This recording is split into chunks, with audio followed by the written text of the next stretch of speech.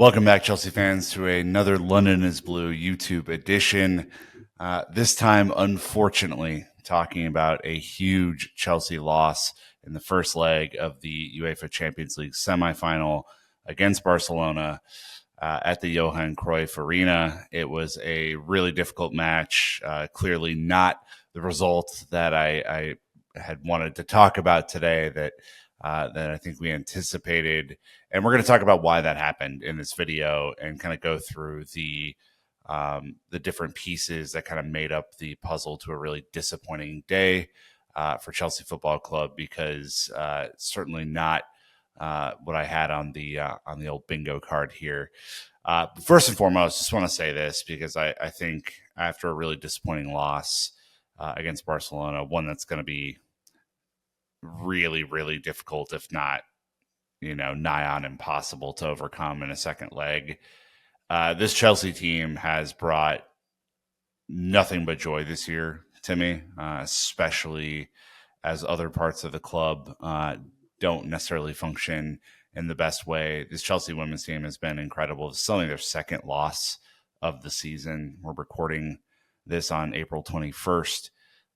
You're viewing this on April 22nd. It's our second loss of the season, and it's the end of April. It just shows you how incredible they've been, how much development has happened within this team. You think about the likes of Aggie Beaver-Jones and Nathalie Bjorn and Sandy Baltimore and a whole bunch of cast of characters who have come together to make this run happen. It's incredibly disappointing that we're not talking about a more competitive first leg fixture that might lead Chelsea to another Champions League final. But, this team will overcome at some point. It's probably not this year necessarily, but they will overcome at some point. And I think it's just really important to continue to lift them up. If you do have the opportunity to go to the second leg on Sunday, I know it's a 4-1 deficit. I know, the odds are stacked significantly against us. But this team deserves your support, if nothing else, than just to pay tribute to an incredible season for them and really, kind of set the table for what could be an incredible run next year as well, when you hopefully have an entirely healthy squad for the first time in a long time. So I think there's like 25,000 tickets sold for Sunday, something like that. If you do have the opportunity to go, I would love for you to go. Unfortunately, I live in the States, but if I were in London on Sunday, that's exactly where I would be. So without further ado, let's dive into the sadness a little bit. Chelsea did play Barcelona on Sunday, April 20th. They lost 4-1 away at the Johan Cruyff Arena. Puyol, Pina, and Paredes with the goals for Barcelona in the 35th, 70th, 82nd, and 90th minute, respectively. Sandy Baltimore with Chelsea's only goal in the 74th minute. The lineup was very interesting. We're going to talk about the lineup, the approach in depth in this one, because it really does make a difference. Hannah Hampton in goal, Sandy Baltimore at left back, Bright, Bjorn, Bronze, just as expected. Baltimore was the only one I didn't get right in my preview. Cuthbert, Walsh, Captain in the midfield, and then Cannerid, Beaver-Jones, and Myra Ramirez up top.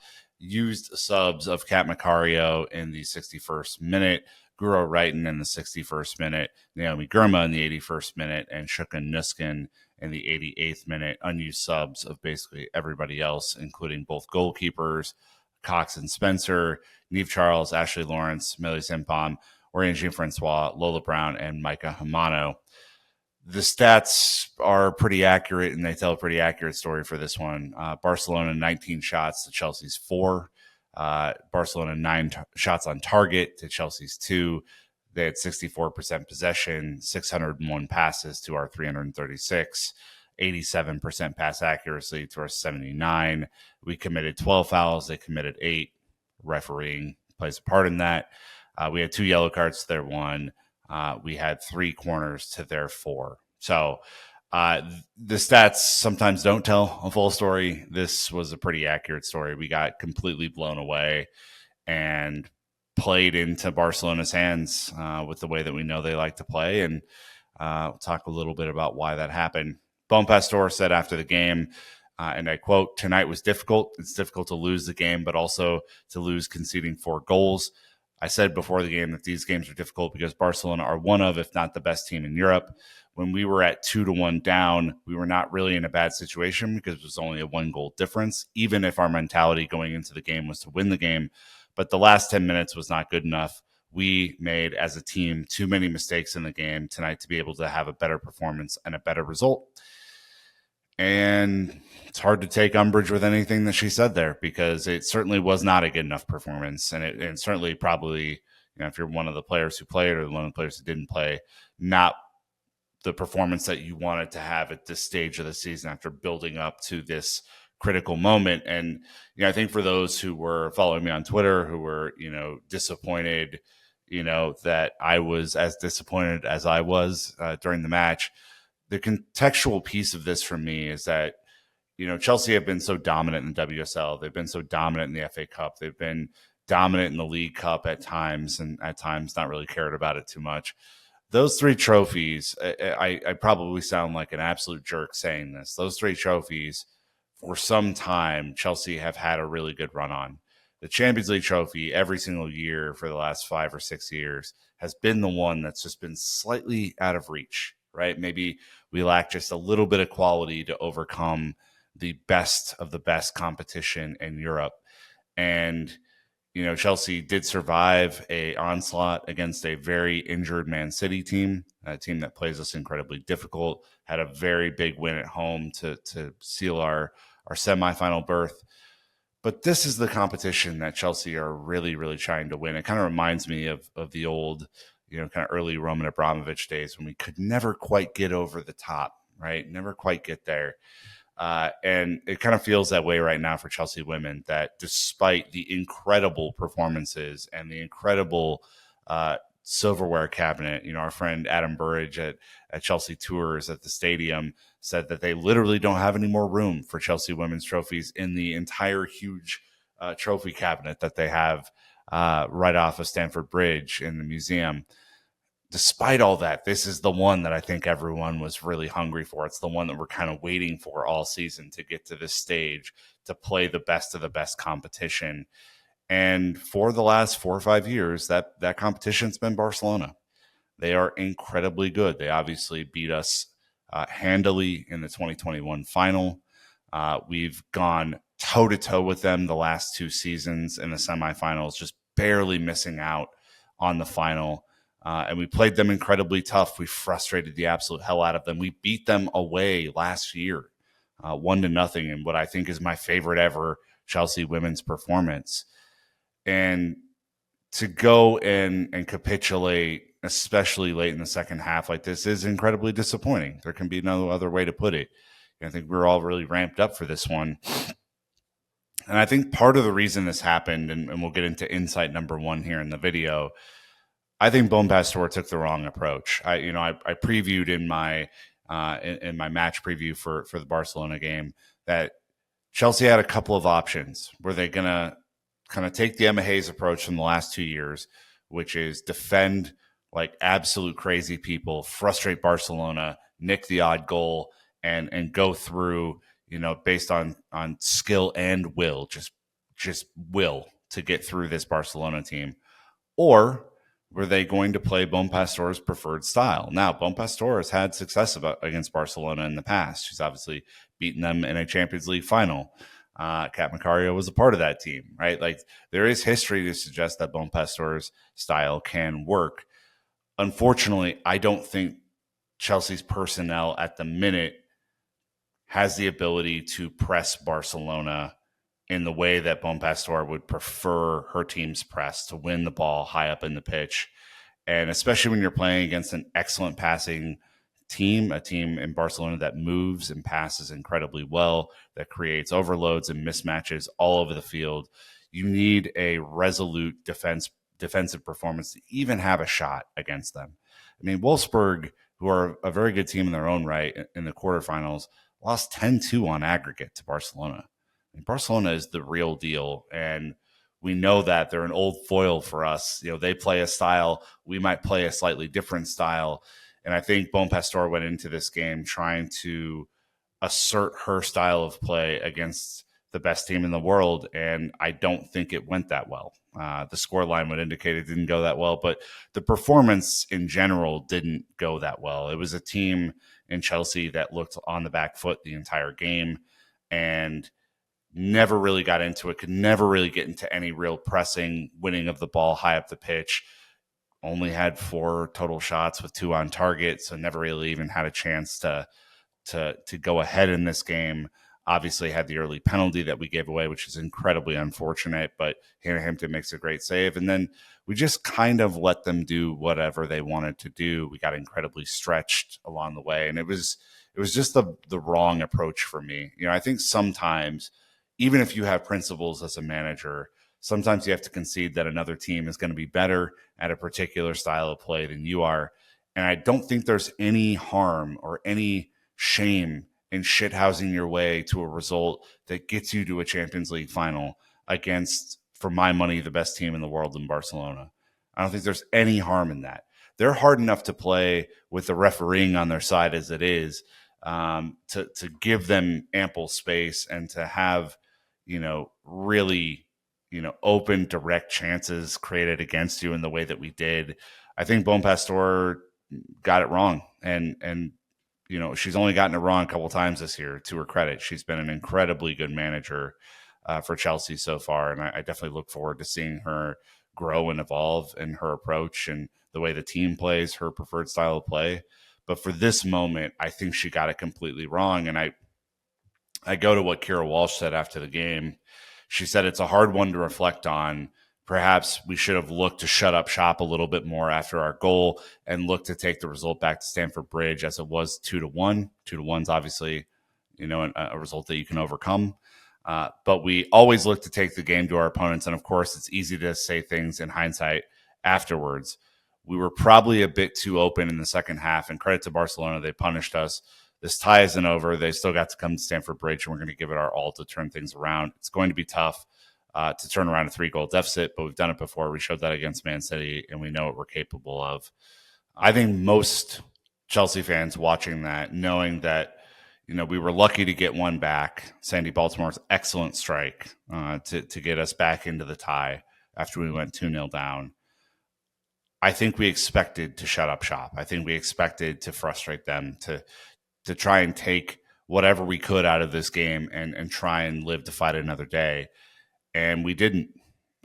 We absolutely didn't, and we played it wrong. And I do, I think there's a lot of things that have kind of been looked at in hindsight about Emma Hayes' approach and, maybe her failings as a manager where we couldn't quite get over the hump. In this regard, her approach away at Barcelona the last 2 years was truly excellent. It frustrated Barcelona. It made them incredibly frustrated to not be able to score against us. Our midfield was excellent. Our wingbacks were excellent. It wasn't pretty to watch if you're a Chelsea fan. It was incredibly nerve-wracking, but it allowed us to fight another day.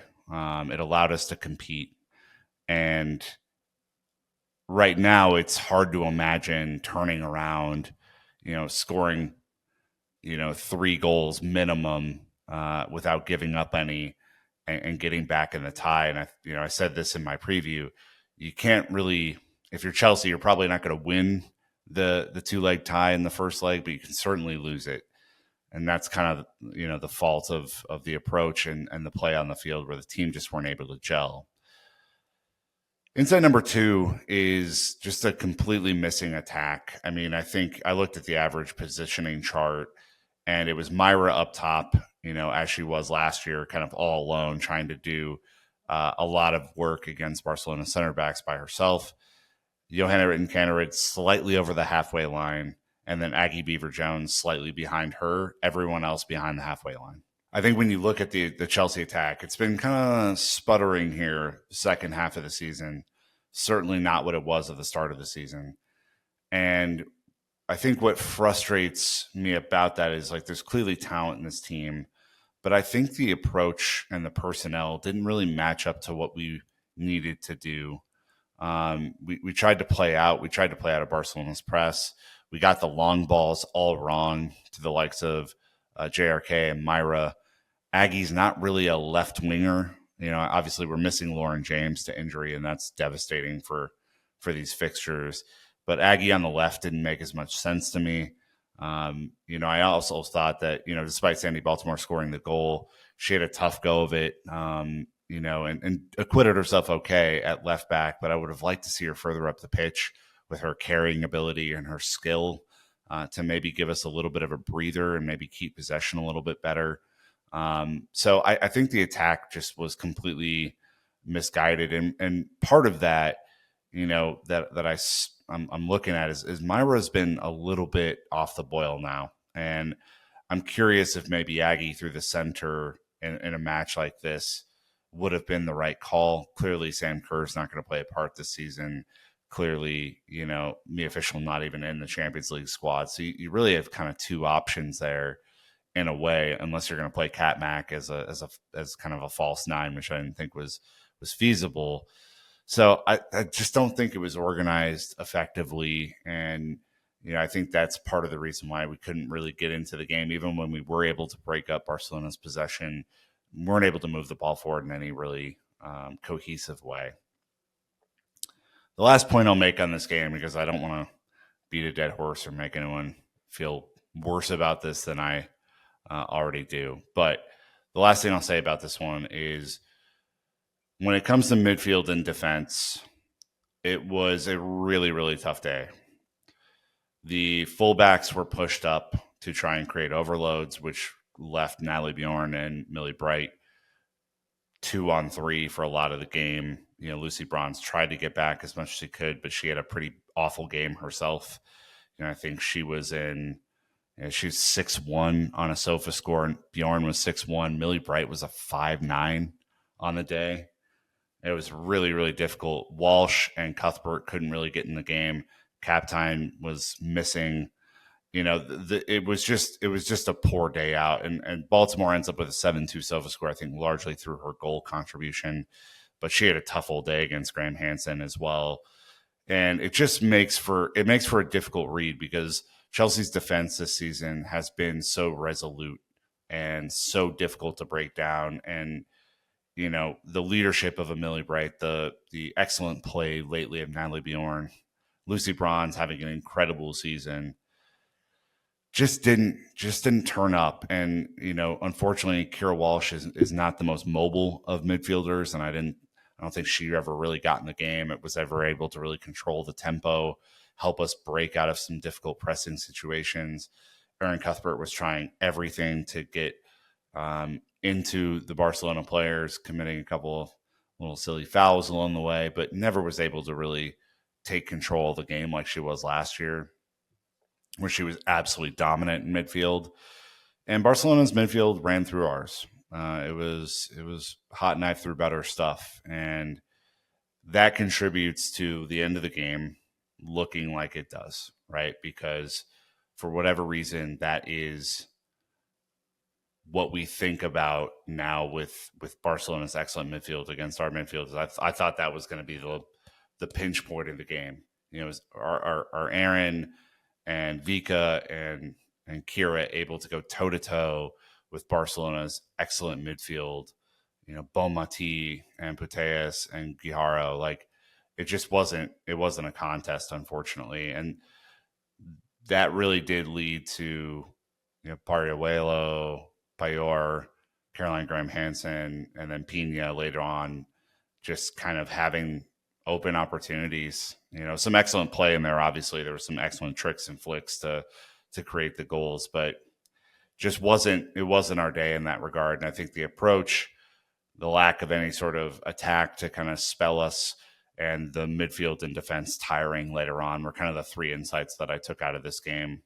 Chelsea have a big job now, because I'm sure this is deflating, right? They are still 3 points up in the league as of recording. They have a game in hand against Arsenal.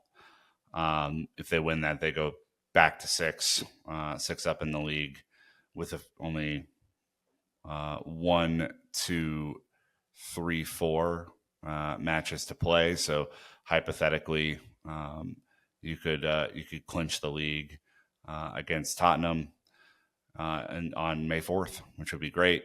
but they have to play Crystal Palace on Wednesday to keep that advantage in the league, to not let Arsenal sneak up late in the season and take that league away that Chelsea have been so comfortably in front for most of the season.